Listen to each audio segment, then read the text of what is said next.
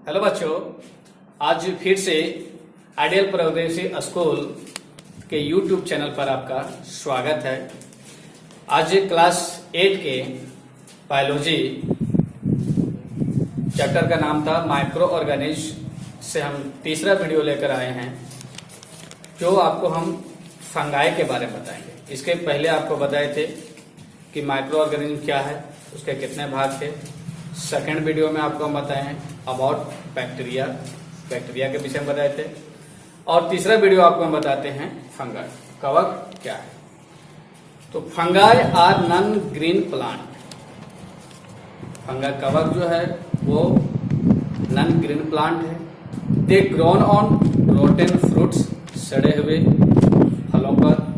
Clothes इन rain, वर्षा के दौरान clothes पर उग जाते हैं।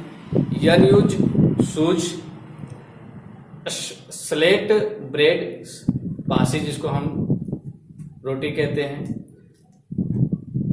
फॉर एग्जाम्पल राइजोपस एक फंगाई का नाम है, पेनिसिलियम फंगाई का नाम है, मशरूम फंगाई का नाम है, एंड मॉडल्स ये सब फंगाई का नाम है। तो ये सभी नॉन ग्रीन प्लांट होते हैं। Fungi are found in dark, moist and warm places. ये कहीं भी पाया जा सकता है, चाहे आपका अंधेरा हो, मॉइस्ट नमी हो, या वार्म गर्म प्लेसेस हो। They grow fast on rotten material. और ये ज्यादातर जो है, जो मटेरियल सड़ गल जाते हैं उस पे ये तेजी से उगते हैं। अब ये है कि इसका शेप एंड स्ट्रक्चर कैसे होता है, किस प्रकार से होता है। तो shape and structure of fungi are unicellular as well as multi cellular. Fungi जो है वो एक कोशिकीय भी होते हैं और बहुकोशिकीय भी होते हैं। तो which fungi made from one cell is called unicellular fungi, and which fungi made from many cells is called multi cellular fungi. They do not have chlorophyll. Fungi के पास हरित लवक नहीं होता है। That's why they are unable to prepare their own food. इसलिए वो अपना भोजन नहीं बना सकता है। हेंस दे आर पैरासाइटिक और सेप्रोफाइटिक। इसी कारण से यह जो है परजीवी होता है। अब आपको बताते हैं types of fungi. Next, type of fungi. Fungi कितने प्रकार के, तो हमने देखे यहाँ 4 प्रकार के लिखे हैं: mould, mushroom, east and meadows. अब सभी के विषय में आपको हम जानते हैं।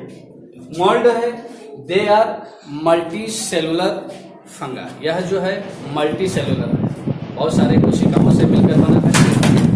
They found on slate bread. यह जो है बासी भोजन में, बासी रोटी में, रोटिंग फ्रूट्स, सड़े गले फलों में, एंड वेजिटेबल्स में पाया जाता है। इसके अलावा लेदर में भी पाया जाता है on mould. Second, mushroom, they are saprophyte. यह जो है परजीवी है, because they have no chlorophyll. Which large in size. यह जो है साइज में बहुत ही लंबे होते हैं। And found in the tree trunk and soil. यह जो है पेड़ पौधे के सूखी हुई या भीगी हुई टहनियों में पाया जाता है और मिट्टी में पाया जाता है। थर्ड है ईस्ट। इसको हिंदी में हम खमीर कहते हैं। These are unicellular microorganism. यह जो है एक कोशिकीय जीव होता है, फंगाई होता है, क्योंकि यह एक कोशिका से ही मिलकर बना है। क्या होता है? Mildew. These are small size. ये जो है साइज में स्मॉल होता है। पैरासाइटिक और परजीवी होता है। Found on carrot and wheat. ये जो है कैरोट में और वीट में पाया जाता है। नेक्स्ट है कि फंगाई में जो है वो न्यूट्रिशन मीन्स पोषण किस प्रकार से होता है। तो फंगाई डिपेंड ऑन अदर यह जो है दूसरे के ऊपर डिपेंड होता है। फॉर देयर ऑन फूड, यह अपना भोजन के लिए दूसरे पर डिपेंड होता है, इसीलिए इसे हम पैरासाइटिक कहते हैं, परजीवी कहते हैं। They grow on decaying matter और लिविंग ऑर्गेनिज्म, यह जो है सड़े गले चीजों पर या तो जीवित प्राणियों पर उगता है और पाया जाता है। अब है कि इसमें रिस्पिरेशन, श्वसन की क्रिया किस प्रकार से होती है। तो fungi are aerobic and anaerobic organism. इसमें जो है एरोबिक एंड एनएरोबिक रिस्पिरेशन होता है। एरोबिक मीन्स वायवीय श्वसन, मीन्स वैसे श्वसन जो वायु की उपस्थिति में हो, उसे हम एरोबिक रिस्पिरेशन कहते हैं।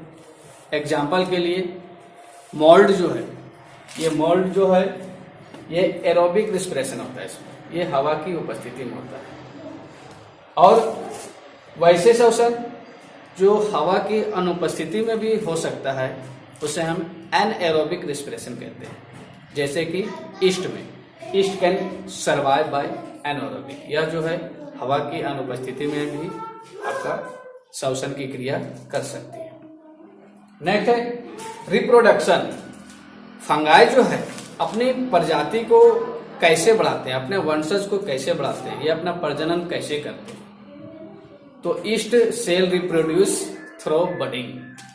अब देखते हैं कि ईस्ट जो है अपना वंशज को बढ़ाने के लिए बडिंग मतलब मुकुलन का काम करते हैं। इसके जैसा ही हाइड्रा में भी होता है, ये मुकुलन के द्वारा अपना संतति का निर्माण करते हैं। मोल्ड बाय स्पोर फॉर्मेशन, लेकिन मोल्ड में जो है ये इसमें बीजाणु समासंग होता है, स्पोर फॉर्मेशन होता है। एंड मशरूम, ये देखिए मशरूम, ये इंटरेस्टिंग है। Mushroom can reproduce by sexually, asexually and regeneration. ये जो है लैंगिक विधि द्वारा भी प्रजनन कर सकता है, रिप्रोडक्शन कर सकता है, अलैंगिक विधि द्वारा भी कर सकता है और पुनर्जनन के द्वारा भी कर सकता है। कौन? Mushroom. Next, uses of fungi. कवक के उपयोग क्या है? पहला है एज फूड, भोजन के रूप में। तो भोजन के रूप में हम कैसे यूज करते हैं? तो फंगाई जो आप नाम सुने होंगे इडली और डोसा, इडली और डोसा को बनाने में फंगाई का यूज होता है, जिसमें प्रचुर मात्रा में विटामिन बी पाया जाता है। तो एज फूड के रूप में हम इसका उपयोग करते हैं। सेकेंड, इन इंडस्ट्री, उद्योग के रूप में। तो उद्योग के रूप में टू प्रोड्यूस अल्कोहल, और अल्कोहल से जैसे हम शराब का जो निर्माण करते हैं, वाइन एंड बियर का जो है निर्माण फंगाई से होता है। किस विधि से? बाय फर्मेंटेशन, किण्वन विधि के माध्यम से जो है वो अल्कोहल में इसका उपयोग करते हैं। थर्ड है इन मेडिसिन, दवा के रूप में। तो दवा के रूप में आप नाम सुना होंगे एक एंटीबायोटिक बनाने के लिए, जैसे पेनिसिलियम। पेनिसिलियम एक फंगा है जिसका हम उपयोग एंटीबायोटिक के रूप में करते हैं, क्योंकि फंगाई से जो रोग होते हैं उसके जगह पर हम पेनिसिलियम का ही उपयोग करते हैं ताकि वो रोग जो है वो उसका निराकरण हो। चौथा है इन न्यूट्रिशन, यह जो है पेड़ पौधे के न्यूट्रिशन में भी इसका उपयोग करते हैं। यह पेड़ पौधे की जो शक्ति है उसको बढ़ाता है। और पांचवा है इन इंक्रीजिंग सॉइल फर्टिलिटी, मिट्टी की उर्वरा शक्ति को बढ़ाने के लिए भी इसका उपयोग हम करते हैं। तो ये फंगाई का यूजेस है। अब आते हैं हार्मफुल एक्शन ऑफ फंगाई।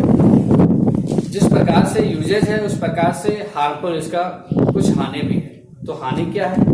सबसे पहले डिजीज, बहुत सारे डिजीज है जो फंगाई के माध्यम से होता है, लाइक इचिंग, जिसको हम खुजली कहते हैं। सेकेंड रिंग वॉर्म, दाद, ऐसे कुछ रोग हैं जो फंगाई के माध्यम से होते हैं।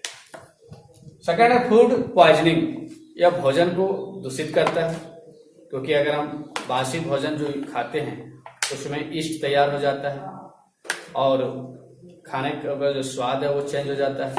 क्यों? क्योंकि ये भोजन को जो है वो दूषित कर देता है।